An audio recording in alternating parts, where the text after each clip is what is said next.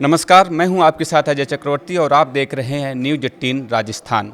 पश्चिम बंगाल की राजनीति में इस वक्त बड़ा भूचाल आता हुआ दिखाई दे रहा है। टीएमसी के भीतर बगावत की आहट तेज हो चुकी है और सवाल ये उठ रहा है कि क्या ममता बनर्जी की पार्टी अब टूट की कगार पर पहुंच चुकी है। बंगाल विधानसभा चुनाव में करारी हार के बाद टीएमसी लगातार दबाव में है। भाजपा ने 206 सीटों के साथ सरकार बना ली, जबकि ममता बनर्जी की पार्टी सिर्फ 80 सीटों पर ही सिमट गई है।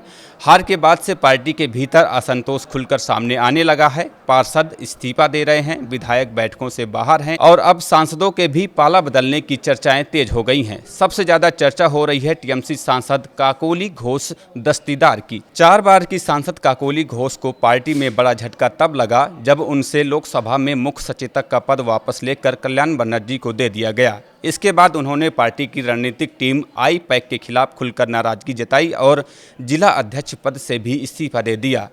राजनीतिक गलियारों में चर्चा ये भी है कि भाजपा लगातार टीएमसी नेताओं के संपर्क में है। दावा किया जा रहा है कि अगर भाजपा से हरी झंडी मिली तो टीएमसी के 20 से 25 सांसद एक साथ पाला बदल सकते हैं।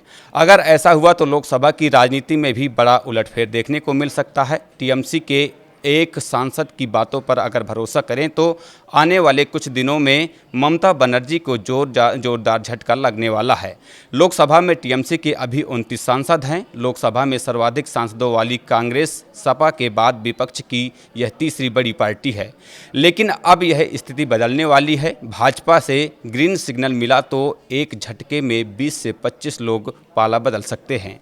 कल्याण बनर्जी, अभिषेक बनर्जी और अन्य एक दो सांसदों को छोड़ दें तो बाकी के साथ लेने के लिए भाजपा तैयार है। चर्चा ये भी है कि अगले ही महीने भाजपा इसे मूर्त रूप दे सकती है। लोकसभा में अभी भाजपा के 240 सांसद हैं। बहुमत का आंकड़ा 272 का है। अगर टीएमसी के सांसद टूटकर भाजपा के साथ चले जाते हैं तो भाजपा सांसदों की संख्या बहुमत के आंकड़े के करीब पहुंच सकती है।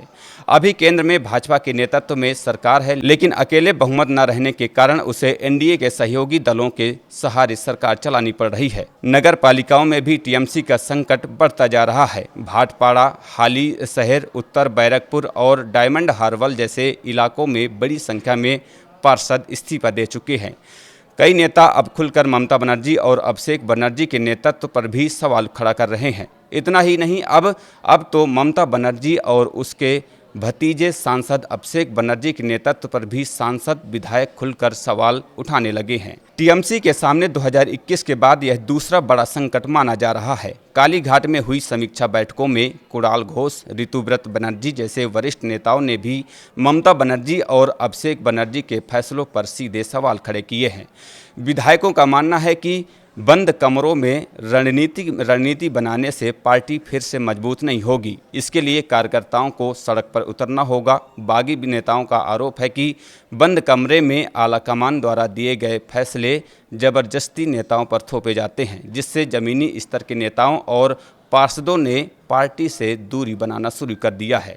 टीएमसी के अंदर से आवाज़ उठ रही है कि बंद कमरों में बैठकर बनाई जा रही रणनीति से पार्टी नहीं चलेगी। कार्यकर्ताओं को सड़क पर उतरना होगा, जनता के बीच जाना होगा, लेकिन फिलहाल पार्टी के भीतर ही एकजुटता नज़र नहीं आ रही है। अब बड़ा सवाल यही है कि क्या ममता बनर्जी टीएमसी को फिर से खड़ा कर पाएगी? क्या बंगाल में भाजपा का विस्तार और तेज होने वाला है? और क्या आने वाले दिनों में टीएमसी में सबसे बड़ी राजनीतिक टूट देखने को मिलेगी? फिलहाल बंगाल की राजनीति में हलचल तेज है और हर किसी की नज़र अब टीएमसी के अगले कदम पर टिकी हुई है।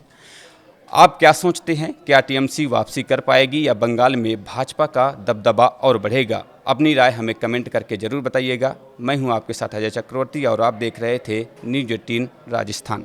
धन्यवाद।